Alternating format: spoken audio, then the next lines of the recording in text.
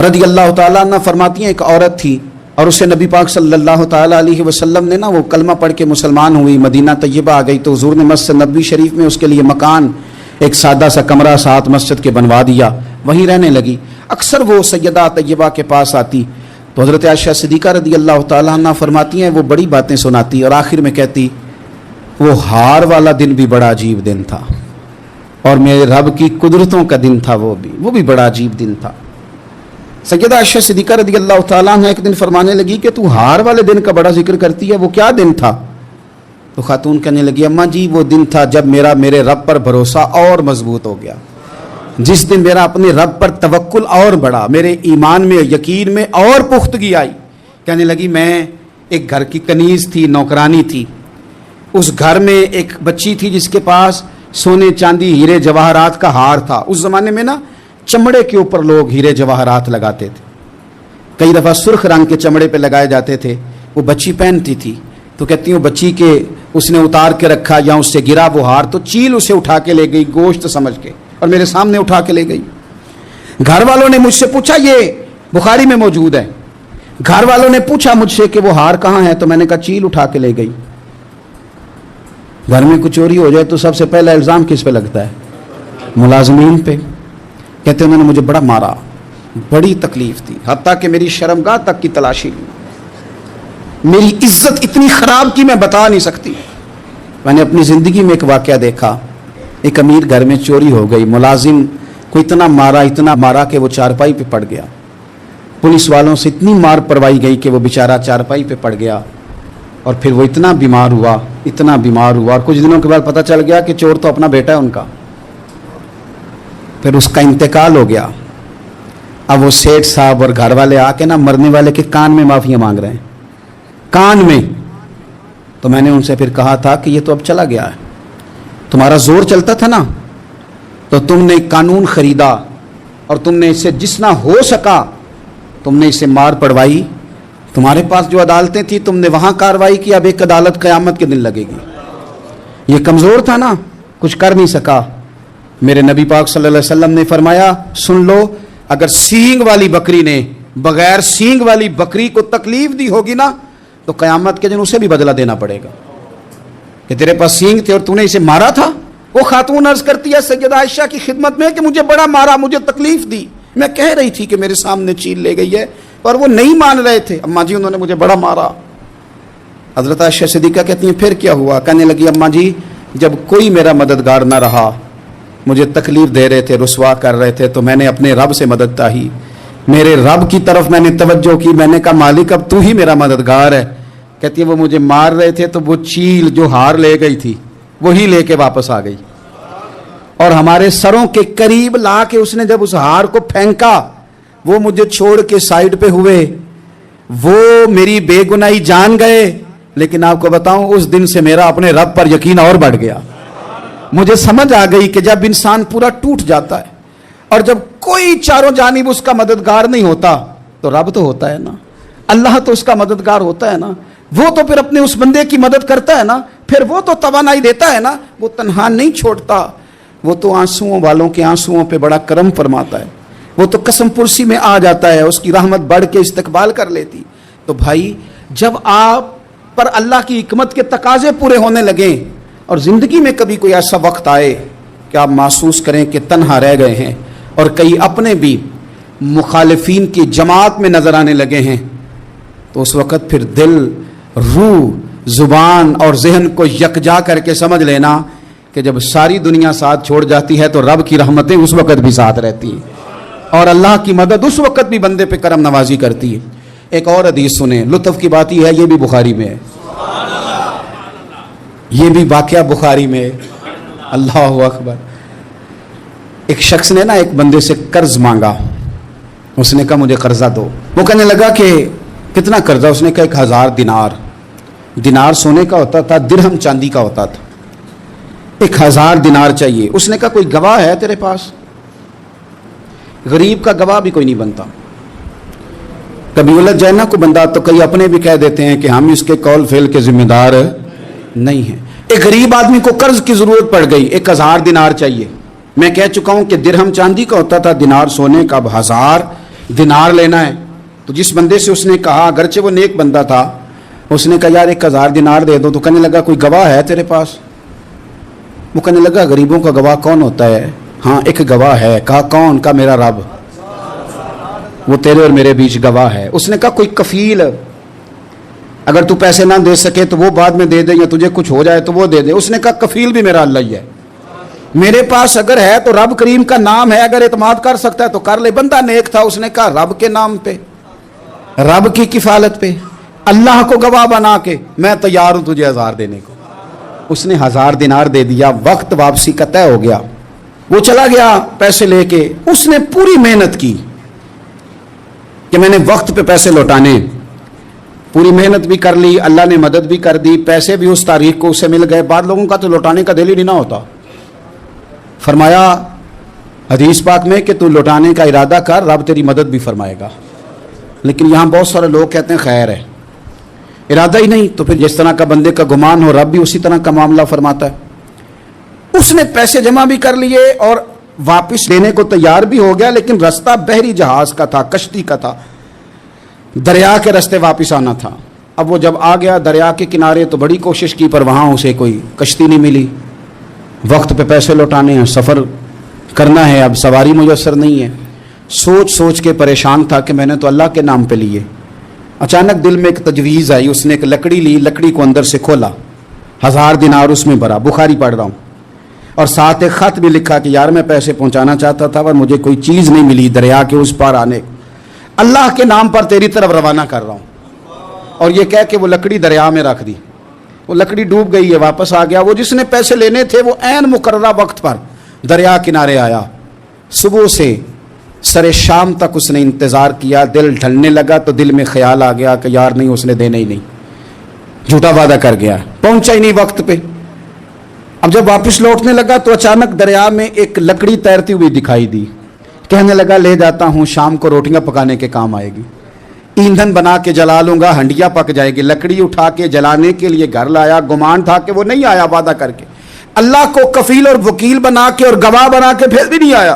لکڑی لے کے گھر گیا, بخاری ہے, اور جب اس کو چیرا نہ کہ میں اس کی آگ جلاؤں گا, کھولا تو اندر سے 1000 دینار بھی نکل آیا, خط بھی نکل آیا. اب ذرا سمجھنا, اس کے دل میں بات کس نے ڈالی کہ تو لکڑی میں پیسے ڈال دے؟ اللہ نے. اس بندے کو مقررہ وقت پہ کنارے بھیجا کس نے؟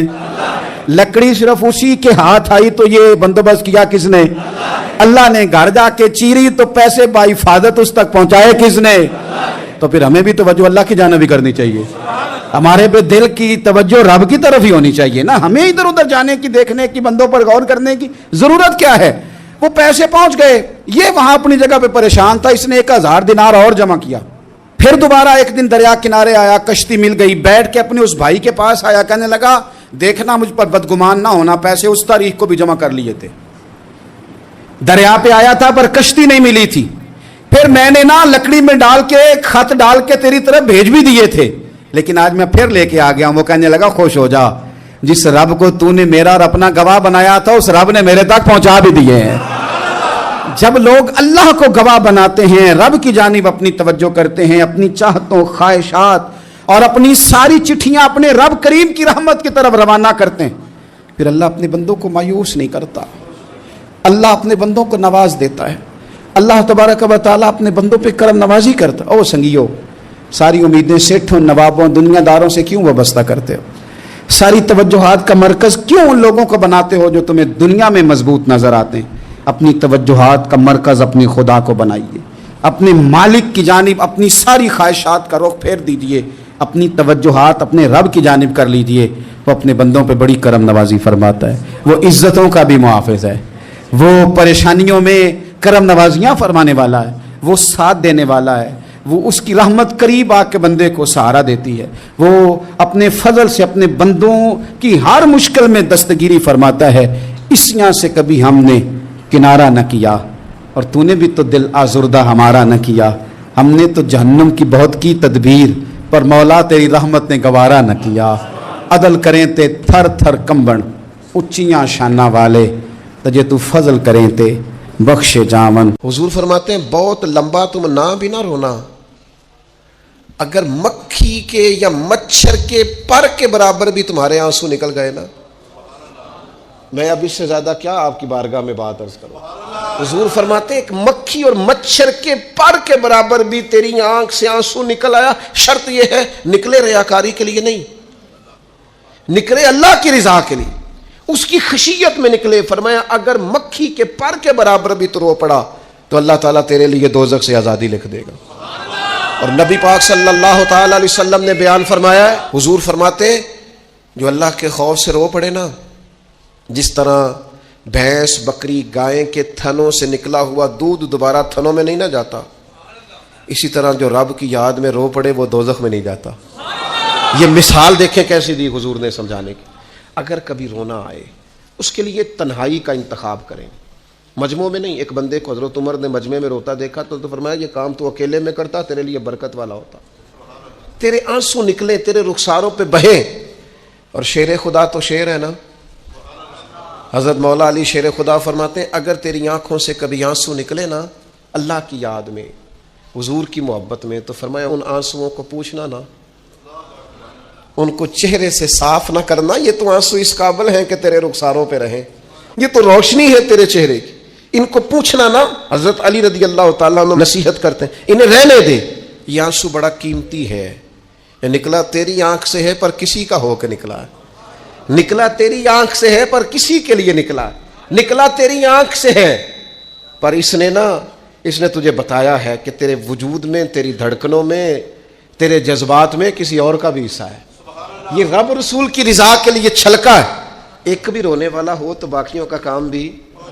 سنو نا، حدیث ہے بہقی شریف میں، حضرت حیثم بن مالک رضی اللہ تعالیٰ عنہ فرماتے ہیں نبی پاک علیہ السلام خطبہ دے رہے تھے، تقریر فرما رہے تھے، حضور کی باتیں دلوں کے میل کچیل اتارتی چلی جا رہی. فرماتے ایک شخص نبی پاک علیہ السلام کے سامنے بیٹھ کر حضور کی گفتگو سن رہے تھے، وہ رو پڑے. ساری گفتگو چھوڑ کے نبی پاک صلی اللہ تعالی علیہ وسلم کی توجہ اس شخص کی طرف ہو گئی. ہوا کیا ہے؟ وہ تقریر سنتے، بات سنتے بس رو پڑے. تو نبی پاک علیہ الصلوۃ والسلام فرمانے لگے آج اگر وہ سارے مومن بھی یہاں موجود ہوتے جن کے گناہ پہاڑوں کے برابر وزنی ہوتے تو اس ایک بندے کے رونے کی وجہ سے اللہ سب کی بخشش فرما دیتا.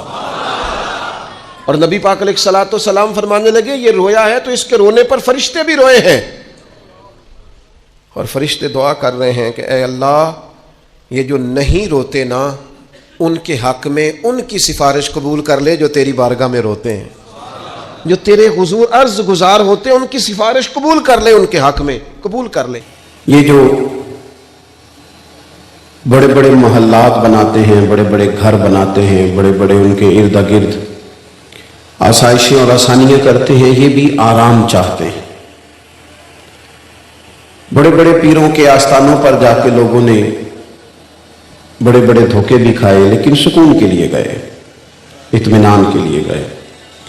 یہ محافل کا انعقاد، آپ میں سے ڈھیر سارے لوگوں کی فوٹو نہیں آئے گی، ڈھیر سارے لوگ ہوں گے جن کو اسٹیج پہ جگہ نہیں ملے گی، ڈھیر سارے لوگ ہوں گے جن کا نام ذکر نہیں کیا جائے گا. اکثر جو لوگ زیادہ پیچھے بیٹھتے ہیں محسوس ہوتا ہے کہ زیادہ اخلاص والے. نئی جگہ ملے گی، کوئی ایسا خاص دنیاوی اور ذاتی فائدہ بھی نہیں، لیکن لوگ ہر روز محافل میں جاتے ہیں، وقت نکالتے ہیں، سکون چاہتے ہیں. کچھ ایسی جگہ تلاش کرتے ہیں جہاں انہیں قلبی روحانی اطمینان حاصل ہو. زندگی سہم سی جاتی ہے، ایک کام کر کر کے بندہ تھک سا جاتا ہے. مختلف الخیال لوگوں سے ملاقات کر کے ذہن کئی دفعہ الجھ جاتا ہے. انسان ڈھونڈتا رہا کہ چلو کوئی جگہ ملے، میں کسی کو اپنا پیشوا بنا لوں. اب وہ جس کے پیچھے بھی گیا، جس کے پیچھے بھی گیا، اسے کہیں نہ کہیں کوئی نہ کوئی کمی نظر آ گئی. سارے انسان جو تھے، انسانوں میں کمزوریاں ہوتی ہیں، انسانوں میں غلطیاں ہوتی ہیں. انسان ساری محنت کے باوجود بھی بہت ساری جگہوں پہ پیچھے رہ جاتے ہیں. کچھ انسان ایسے ہوتے ہیں جو کامل ہوتے ہیں، مکمل ہوتے ہیں. ان کا تذکرہ قرآن مجید نے کہا کہ یہ انعام یافتہ لوگ ہیں. کون کون؟ ایک تو صالحین، اللہ کے نیک بندے، ایک شہداء، جن کے جذبات اتنے زیادہ گہرے ہوئے کہ جان ہی قربان کر دی اللہ کی راہ میں. ایک صدیقین سچے لوگ. اور پھر جو سب سے بڑا درجہ ہے نا، جن کی زندگیوں میں کوئی کمی نہیں، کوئی کمزوری نہیں، جو معصوم ہیں، ہر خطا سے، ہر عیب سے، ہر نقص سے پاک ہیں. وہ کون سا گروہ ہے؟ وہ گروہ انبیاء ہے. ہم جب انبیاء کی پیروی کرتے ہیں، رسولوں کے پیچھے چلتے ہیں، ان کی زندگی کو دیکھتے ہیں، وہ جو رشتہ بندے کا اللہ کے ساتھ جوڑتے ہیں وہ دائمی بھی ہے، وہ مضبوط بھی ہے، وہ قرار والا بھی ہے، وہ سکون والا بھی ہے. کسی بھی دنیا کے انسان کے پیچھے آپ چلیں گے نا، ویسے بھی غیر مشروط اطاعت صرف نبی پاک کی ہے. پیر صاحب کی، علامہ صاحب کی، ان کی اطاعت مشروط ہوتی ہے. مشروط یعنی اگر شریعت کے دائرے میں حکم دیں گے تو پھر مانا جائے گا، یہ شرط ہے. اگر شریعت سے باہر نکلیں گے تو بات زور سے کو نہیں مانی جائے گی، نہیں مانی جائے گی. بات کسی بھی شخص کی وہ مانی جائے گی جو دائرہ شریعت کے اندر ہے. جو دائرہ شریعت سے باہر ہے، غیر مشروط اطاعت صرف نبی پاک کی ہے. حضور کی ہر بات مانی جائے گی، ہر بات مانی جائے گی، ہر بات مانی جائے گی، کیونکہ تیری حیات پاک کا ہر لمحہ پیغمبر لگے. آپ حضرات میری بات پر توجہ کریں گے. کسی بھی شخص کے پیچھے بندہ چلتا ہے، وہ آہستہ آہستہ کچھ چیزیں وہ کہتا ہے نہیں یار میں نے تو یہ سوچا تھا، میرا تو یہ خیال تھا، میرا تو یہ گمان تھا. کبھی بندہ مایوس ہوتا ہے، کبھی اچھا سوچتا ہے، کبھی بدگمان ہوتا ہے، کبھی کوئی خوبی نظر آ جاتی ہے، کہیں کہیں کمزوریاں بھی نظر آ جاتی ہیں. رب نے ہمارا مسئلہ ہی حل کر دیا. فرمایا تمہیں تھوڑا تھوڑا کر کے ادھر ادھر جانے کی ضرورت نہیں، میں تمہیں ایک بارگاہ بتاتا ہوں، وہاں جاؤ. یہ میں تقریر نہیں کر رہا، جذبات کا اظہار کر رہا ہوں اور تربیتی باتیں کر رہا ہوں. وہ کر رہا ہوں جس کی مجھے ضرورت ہے، آپ کو ضرورت ہے. مجھے نعروں والی تقریر بھی آتی ہے، شعر بھی کافی سارے آتے ہیں، سارے کام ہی ہو سکتے ہیں. مجھے پتہ ہے مجمع بڑا ہو تو اس کو ڈیل کیسے کیا جاتا ہے تھوڑی بہت مجھے سمجھ ہے، لیکن بات وہی کرنی ہے جس سے اللہ راضی ہو اور اللہ کے رسول راضی ہو. آپ سے نہ داد کی طلب ہے نہ امداد کی طلب ہے، صرف اتنی طلب ہے کہ آپ غور کریں، کچھ تربیت کا معاملہ ہے. عزیز بھائی آپ غور کریں گے، نبی پاک علیہ السلام کی زندگی، ایک جملہ بولا جاتا ہے جو کہ بہت بولا جاتا ہے تو ہم اس کی گہرائی میں اترتے نہیں. ہم کہتے ہیں حضور کی زندگی کامل نمونہ ہے، کامل مکمل حضور کی زندگی نمونہ ہے، مکمل. دنیا میں کوئی شے مکمل نہیں. آپ کروڑوں روپیہ گھر پہ لگا دیں پھر بھی نہ کہیں سجدہ صاحب کرنا پڑ جاتا ہے، یار یہ کبھی اور لگ جاتی نا، کہیں نہ کہیں کمزوری آ ہی جاتی ہے. سارا کچھ کر کے بھی کہیں نہ کہیں نقص رہ جاتا ہے، کوئی شے مکمل ہے ہی نہیں. رب کہتا ہے میں نے تمہیں محبوب جو مکمل عطا فرمایا ہے. لقد کان لکم فی رسول اللہ اسوۃ حسنہ، تمہارے لیے رسول اللہ صلی اللہ تعالی علیہ وسلم کی زندگی میں بہترین نمونہ ہے. تم میرے محبوب کے رستوں کے مسافر بن جاؤ، تم ان گلیوں سے ہو کے گزرو جہاں سے وہ گزرے. تم محبوب کا چلنا پھرنا، بولنا، بات کرنا، تعلیم دینا، اس پر غور کرو، اس رستے کے مسافر بنو. اس طرح کا نمونہ، یا ایھا الناس قد جاءکم برہان من ربکم، اے لوگوں میں نے تمہیں اپنے محبوب کی شکل میں دلیل دے دی ہے. یہ ایک دلیل ہے کہ تمہیں رب تک کیسے آنا ہے، تمہیں اپنی زندگی میں باشعور باوقار کیسے وقت گزارنا ہے، تمہارے ارد گرد جو لوگ ہیں ان کو تم نے کیسے فائدہ دینا ہے. نبی پاک علیہ، ویسے تو یہ آیت عام ہے، اگر اس کی آواز تھوڑی ٹھیک کی جا سکے نا جی تو کر دیں، اللہ جزائے خیر دے. تھوڑی سی کھول دیں اور پھٹے نہ آواز، ایک کو بھی تھوڑی کم ہی رہے تو اچھا ہے. آپ حضرات توجہ کریں گے، ویسے تو یہ آیت عام ہے، پھر غور کریں آپ میری بات پر. لیکن یہ آیت جب نازل ہوئی ہے نا، لقد کان لکم فی رسول اللہ اسوۃ حسنہ، یہ حالات آپ نے تھوڑے سمجھنے، حالات کس طرح کے تھے. ہمارے ہاں نا گھبرا جانا بڑا عام ہے، ڈسٹرب ہو جانا بڑا عام ہے. گھبرایا بندہ وہ نہیں ہوتا جو زیادہ سوچ رہا ہوتا ہے، جو بہت زیادہ باتیں کر رہا ہوتا ہے وہ بھی گھبرایا ہوا ہوتا ہے. جو زیادہ وضاحتیں دے رہا ہوتا ہے وہ بھی ٹینشن میں ہوتا ہے. جس کو آپ دیکھ لینا کہ وہ بار بار اپنا تعارف کرا رہا ہے اور بار بار اپنا ظاہر کر رہا ہے اور بتانا چاہ رہا ہے، وہ بھی گھبراہٹ کا شکار ہے. گھبرا جاتے ہیں بڑی جلدی.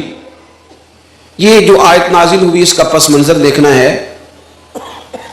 جس میں اللہ نے ہمیں کہا کہ یہ انداز دیکھو میرے محبوب کا، یہ تمہارے لیے کامل نمونہ۔ آیت نازل کب ہوئی؟ یہ غزوہ خندق کے موقع پہ نازل ہوئی۔ جتنے کفار تھے قریش وہ سب ایک جگہ بیٹھے، سب نے اکٹھے ہو کر مدینہ شریف پہ حملہ کر دیا۔ جب ادھر سے سارے کافر اکٹھے ہو کے آ گئے تو مدینہ شریف میں جن یہودیوں سے مسلمانوں کا معاہدہ تھا ساتھ چلنے کا، وہ معاہدہ توڑ کے الگ ہو گئے۔ منافقین جو بڑے جھوٹے دعوے کرتے تھے وہ بھی الگ ہو گئے۔ معاشی حالات اتنے کمزور تھے کہ صحابہ نے پیڑ پہ پتھر باندھے ہیں، بھوک اتنی ہے، موسم سخت سردی کا، ہر طرف سے حالات، وہ دکھ کئی دفعہ کٹھے نہیں آ جاتے سارے، دکھاں دے گل ٹلیاں بنو، یہ چپ چپیتے ہی آ جاندے نے، سارے کٹھے آ جاتے ہیں، پتہ ہی نہیں چلتا، سارے دکھ سارے غم کٹھے ہی۔ کافر سارے آ گئے، اندر جن سے معاہدہ تھا وہ توڑ گئے، بھوک شدت کی، موسم سختی کا۔ حضور نے صحابہ کو بٹھایا، فرمایا مشورہ دو بھائی مقابلہ کیسے کرنا ہے۔ کرنا مقابلہ ہی ہے۔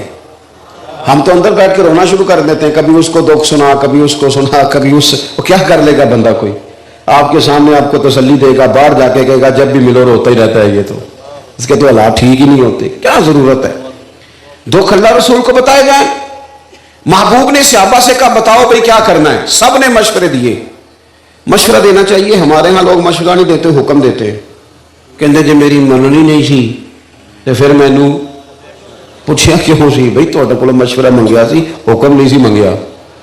یہاں تو پھر آپ سے کہا جاتا ہے نا ذرا مینوں حکم کریا جے، تو آپ کر دیتے۔ مشورہ رکھا بھی جا سکتا ہے اور چھوڑا بھی جا سکتا ہے۔ بڑے بڑے صحابہ نے مشورہ دیا خندق میں، حضور نے فرمایا نہیں بھائی، حضرت سلمان فارسی نے مشورہ دیا، بڑے ہیں یہ بھی، حضرت سلمان۔ عرض کی یا رسول اللہ صلی اللہ تعالی علیہ وسلم، ہمارے علاقے میں خندق کھودی جاتی ہے چوڑی، اس میں آگ جلائی جاتی ہے، اتنی چوڑی ہوتی ہے کہ گھوڑا کراس نہ کر سکے، عبور نہ کر سکے، وہ خندق نہ کھود لے۔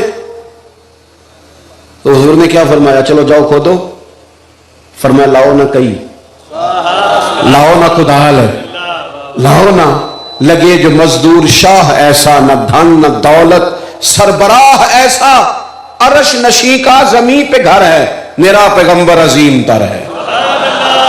نبی کریم خود ساتھ ملے، خندق کھودی گئی، بلکہ جو چٹان صحابہ سے نہیں ٹوٹتی تھی حضور فرماتے مجھے دو نہ تھوڑا، میں توڑ کے دیتا ہوں۔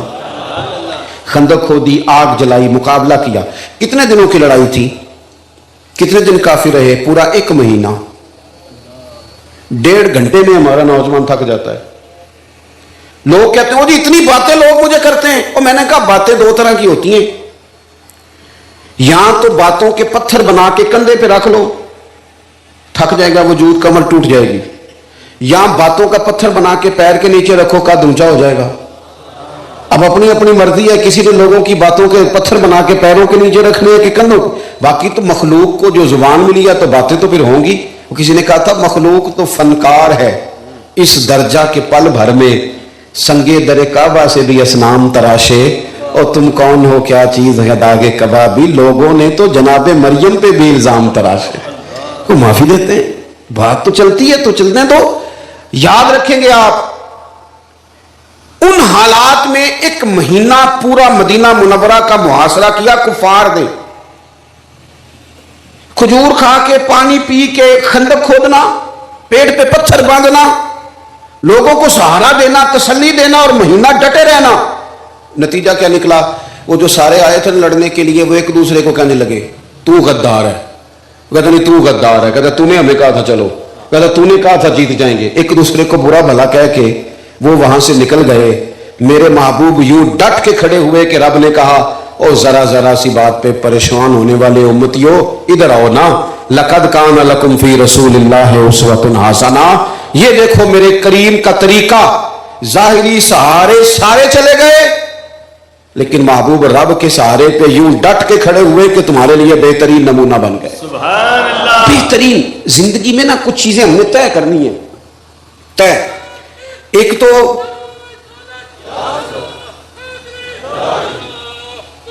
آپ توجہ کریں گے جی، ایک تو حضور کی سیرت مبارکہ میں نا ایک چیز بڑی اہم ہے، وہ ہے ہمیشہ مثبت رہنا، منفی نہیں ہونا۔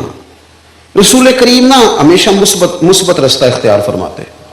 حضور ہمارے ہاں نا مزاج منفی بڑا ہے، بڑا منفی. مجھے ایک دفعہ ایک صاحب نے فون کیا بڑی دور سے, کہنے لگے آپ کا ٹائم چاہیے. میں نے کہا یار میں ان دنوں میں فارغ ہوں, جو آپ نے ٹائم کہا ہے میں آ جاؤں گا. کہنے لگے پیسے کتنے؟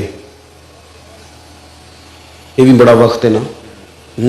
کہنے نہیں تسی ڈیمانڈ دسو. میں کہا تیرے کو جو نہیں پوری ہونی تو مفتی رہن دے گا, کیونکہ ہم اتنے لوگ ہے ہی نہیں کہ 40-50 ہزار میں بک جائیں.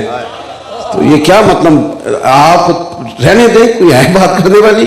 اتنا لو سٹینڈرڈ 40-50 ہزار کا.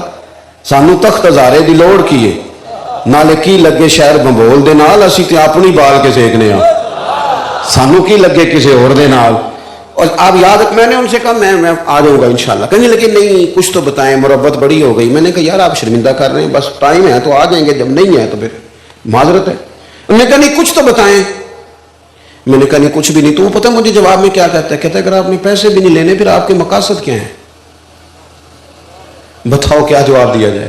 سوچے منفی ہے نا, مزاج منفی ہے. آپ کسی کے ساتھ بھلائی کرنے لگتے ہیں تو بندہ سوچتا ہے کہ پتہ کرو اس کا لالچ کیا ہے, کس بنیاد پہ یہ کام کر رہا ہے. نبی پاک علیہ السلام نے ہمیشہ مثبت سوچ کی بات کی. مثبت. آپ کبھی غور کریں نا کہ جن لوگوں نے ہجرت کی رات نبی پاک علیہ السلام کے کاشانہ اقدس کا مقدس گھر کا محاصرہ کیا ہوا تھا نا, ان کی بھی امانتیں حضور کے گھر پڑی تھی.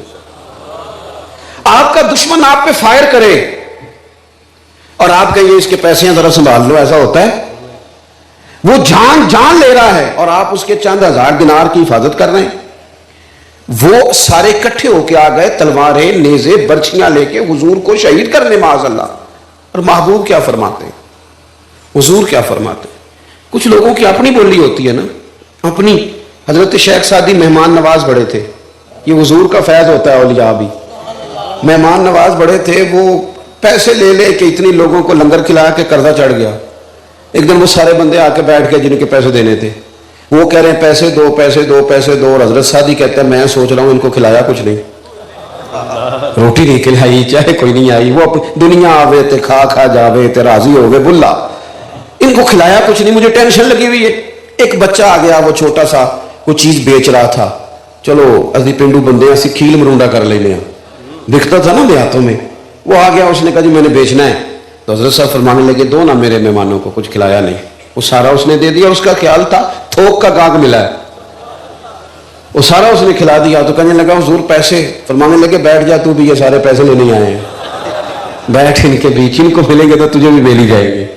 وہ رو پڑا, کہنے لگا حضور میری تو ماں انتظار کر رہی ہے, بہنیں انتظار کر رہی ہیں, میں تو یتیم ہوں.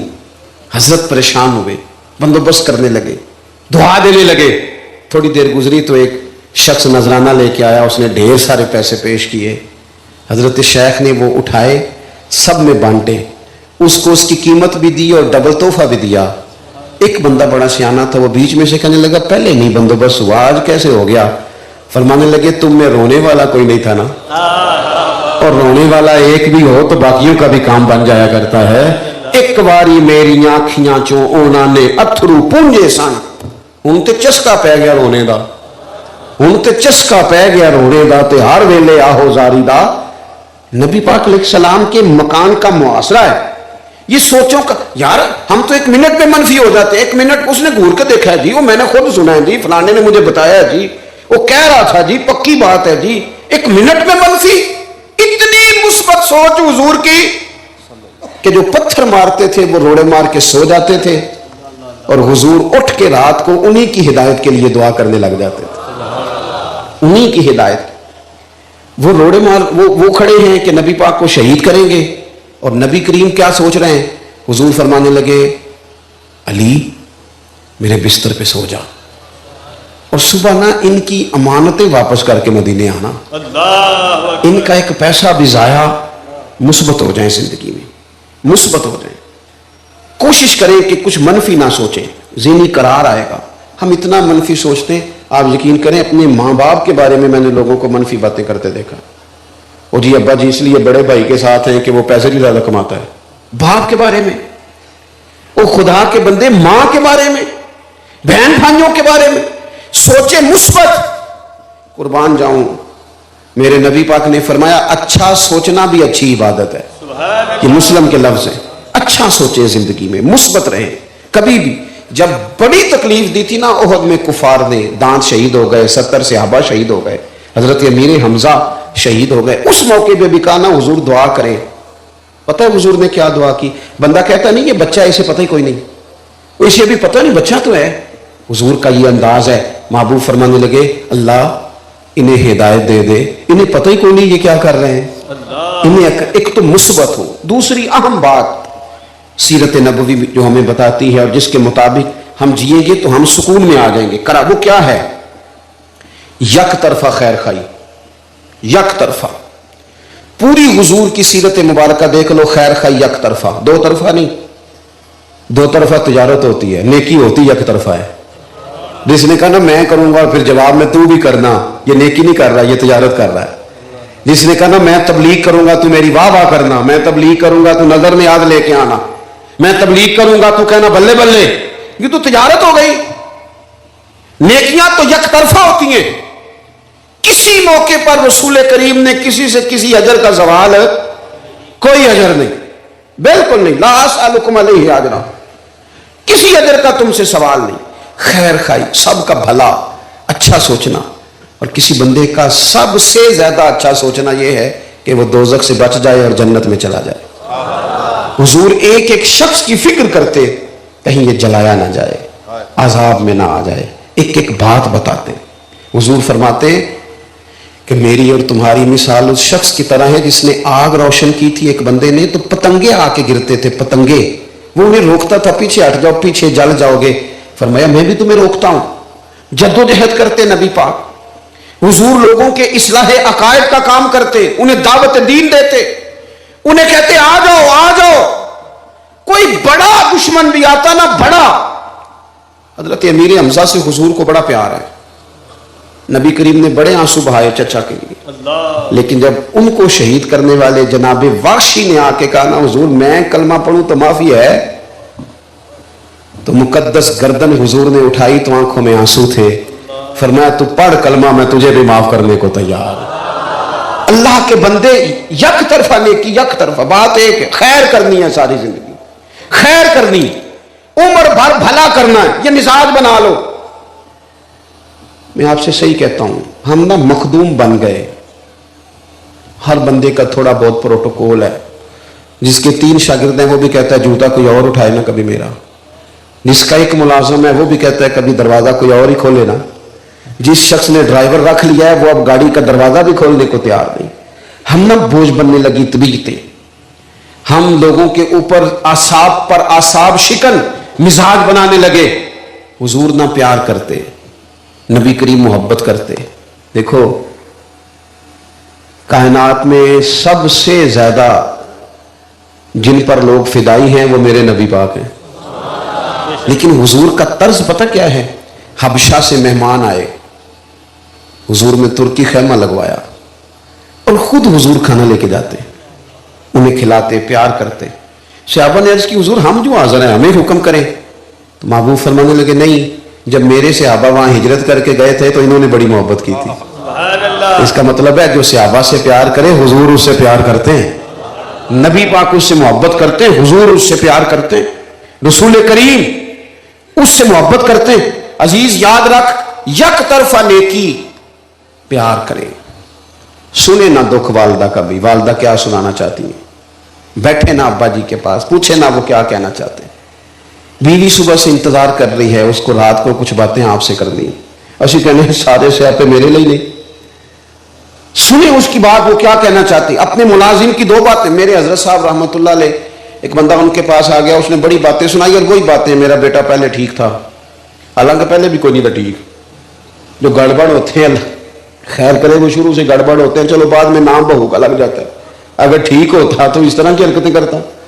اس نے کہا جی یہ کرتا ہے وہ کرتا ہے، جب سے شادی ہوئی ہے یہ. اس نے کافی، اور وہ کراس کوشچن بھی کرتا. حالانکہ بزرگوں کے پاس بندہ بیٹھتا ہے تو وہ اسے سننا چاہیے، لیکن وہ بات ٹوک بھی دیتا. جب وہ چلا گیا کتنی دیر کے بعد، حضرت نے تسلی بھی دی، تعویذ بھی دیا، دم بھی کیا، دعا بھی مانگی، چلا گیا. تو ایک عالم وہاں بیٹھے تھے، کہنے لگے حضور آپ کو اتنا کام کرنا ہوتا ہے، فتوے لکھنے ہوتے ہیں، اتنے مسائل بتانے ہوتے ہیں، یہ اس طرح کا کوئی بزرگ آئے تو میرے ذمہ لگا دیا کریں. پتہ ہے میرے حضرت کیا فرمانے لگے؟ فرمانے لگے اس نے تم سے مطمئن نہیں ہونا تھا، میرا مرید تھا، مجھ سے محبت کرتا تھا، آج وہ دکھ سنا گیا نا، رات کو سکون سے سو جائے گا، میرا کیا بگڑا ہے؟ ذرا نیند اچھی آ جائے۔ میرے بھائی آپ غور کریں گے، نبی پاک علیہ الصلوۃ والسلام کے غلاموں، او دوستو، ابا جی کو نیرے پیسے نہیں چاہیے، وہ تیرے ساتھ بات کرنا چاہتے ہیں، وہ تیرے ساتھ بیٹھنا چاہتے ہیں، وہ چاہتے ہیں کہ تو کبھی ٹیلی فون کر کے کہے کہ ابا جی روٹی نہ کھائی ہو، میں آواں گا تو کٹھے کھاواں گے۔ وہ چاہتے ہیں کہ تو ان سے چھوٹے چھوٹے مشورے کرے، تو ان سے پیار کرے، وہ تیرے اوپر غصہ کرے تو تو آگے سے کہے بسم اللہ اور کرو، آپ نے مجھے نہیں کہنا تو اور کس کو کہنا ہے؟ ان کا دل کر رہا ہے، ماں منتظر ہے، اور 3 گھنٹے یاروں کے ساتھ گپ شپ لگانے والے تیرے پاس 3 منٹ کیوں نہیں بہن کو فون کرنے کے لیے؟ وہ انتظار کر رہی ہے پردیس میں، اس نے تو خامد کو بھی بتانا ہے کہ میں کو لوارث ہاں، اے تک نہ میرے پائی دا فون، اس نے تو اپنے کب پوچھا کرنا ہے، اور تو کہاں مست ہو گیا ادھر ادھر کی مووی دیکھنے میں؟ چھوٹی چھوٹی چیزیں ہیں۔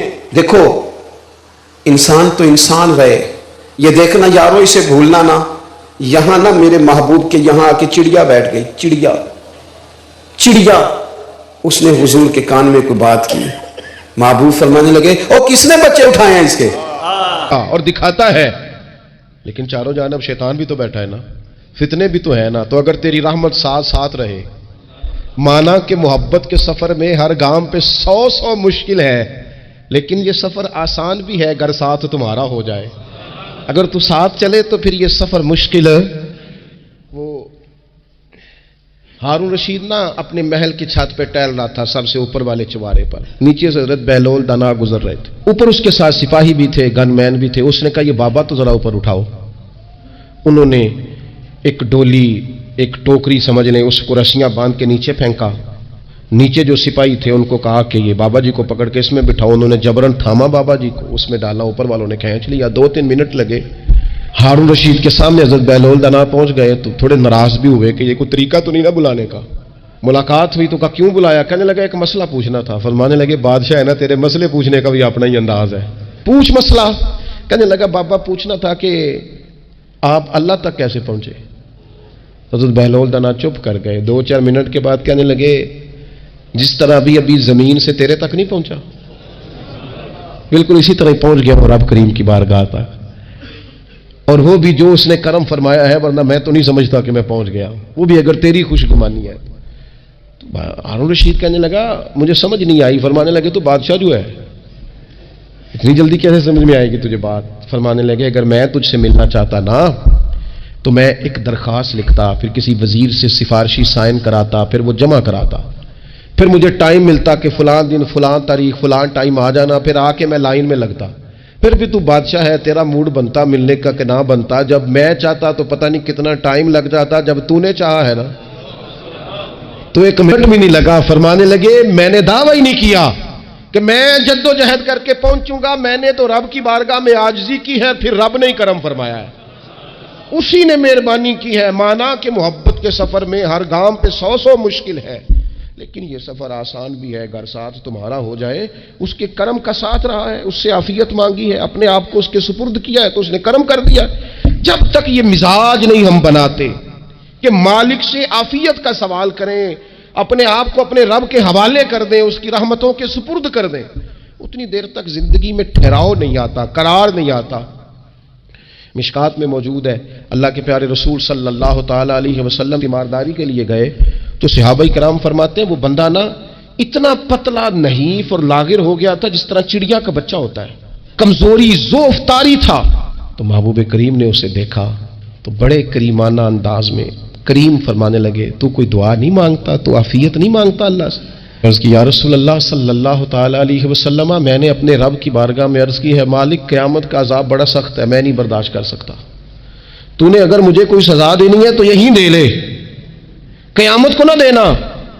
کہتے محبوب فرمانے لگے سبحان اللہ، او خدا کے بندے تو رب کی سزا دنیا میں بھی نہیں سہ سکتا، اللہ سے یہ بھی سوال نہ کر، تو رب سے کہہ ربنا آتنا فی الدنیا حسنۃ وفی الآخرۃ حسنۃ وقنا عذاب النار، تو رب سے دنیا میں بھی حسنہ مانگ، بھلائی مانگ، تو آخرت کے لیے بھی بھلائی مانگ، تو اس سے عافیت کا سوال کر۔ تو نے یہ سوال کیوں کیا؟ عرض کی یا رسول اللہ کرم ہو گیا ہے، مجھے سمجھ آ گئی ہے، اب میں اسی طرح ہی کروں گا. عزیز دوستو، ہم کہاں سہ سکتے ہیں؟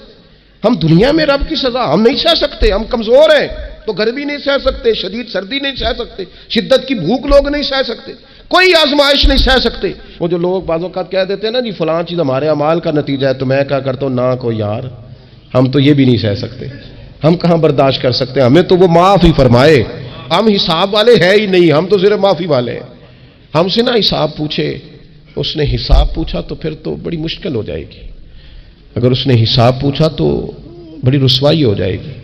اگر حساب پوچھا تو مشکلات سامنے دکھائی دینے لگ جائیں گی. ہم سے تو وہ درگزر والا معاملہ کرے. ہم سے تو وہ کہے جا میں نے محبوب کے صدقے تجھے معاف کیا، جا تیرے لیے رحمت اور بخشش والا فیصلہ کیا. وہ کوئی سبب، اس کی رحمت کسی سبب کو دیکھ لے اور درگزر کر لے. تو آج کی پوری گفتگو میں آج آپ کو بڑی ذمہ داری سے یہ گزارش کر رہا ہوں، اللہ سے عافیت مانگے، ہر وقت عافیت مانگے. میری سالوں سے روٹین ہے، میں دعا مانگتا ہوں اللہم انا نسألک